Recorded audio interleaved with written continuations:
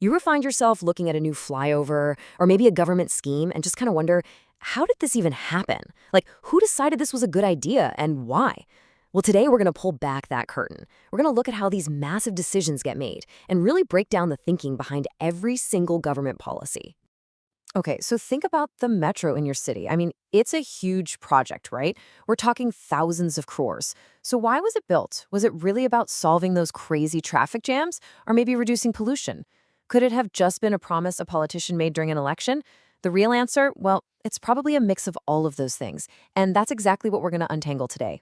So, to really get a handle on any government policy, you've got to look at it from two different angles. It really boils down to two key ideas. First, what's its basis? The actual foundation it's built on. And second, what's its rationale? What's the end goal? What's it trying to achieve? Let's dive in and see what that actually looks like. All right, so let's kick things off with the foundation, the basis. You can think of this as the trigger. It's that moment when the government has to sit up and say, okay, yeah, we need to do something about this. We need a policy. So what are these triggers exactly? Well, it turns out that pretty much every policy you can think of boils down to 6 main foundations. Seriously, almost everything stands on one or maybe even a few of these pillars. Okay, so here they are. First up, a policy can be sparked by a really obvious public problem, like crazy pollution levels or poverty. Then it could be rooted in our actual constitution and laws, things that legally require the government to act. Of course, a big one is always political promises, the stuff you hear in election manifestos. Then you've got the super important expert advice and data, reports, surveys, that kind of thing. This often ties into public opinion, which is hugely influenced by the media. And finally, sometimes the basis comes from way outside the country, from international commitments, like the big UN agreements on climate change. Okay, so that's the foundation. That's the spark that gets the whole ball rolling. But what's the end goal? What is the government actually trying to fix here? This is where we get to the rationale, the ultimate purpose of the policy. And hey, no surprise here, just like with the foundations, there are 6 main justifications for pretty much any policy. These are the big whys, the core logic for why the government is doing what it's doing. And what's really interesting is just how different these goals can be. A policy might be all about social justice, helping out weaker sections of society. Or it could be focused squarely on economic growth, attracting investment, creating jobs. Sometimes the government just has to step in and fix a market failure, like we see in healthcare or education. Other times, it's about the real basics, like providing public goods. Think roads, defense, streetlights.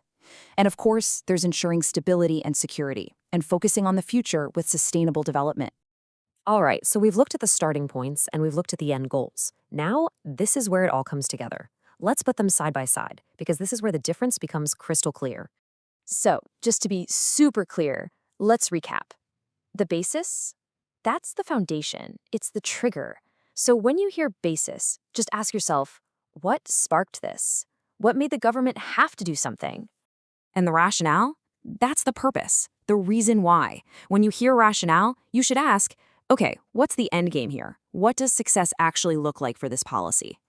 And this table just lays it out perfectly. Let's connect the dots. A public problem like pollution? That's the basis. The goal of sustainable development? That's the rationale. An election promise? That's your basis. The need to boost economic growth? That's the rationale. You see how it works?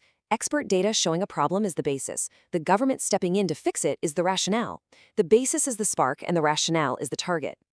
Okay, we've covered a lot of ground here. So what's the one big thing you really need to walk away with? The source material just nails it with this one line. Basis बताता है किस foundation पर policy बनी. Rationale बताता है क्यों बनाई गई. And all that means is the basis tells you what foundation the policy stands on, while the rationale tells you why it was built in the first place. It's such a simple distinction, but it's incredibly powerful.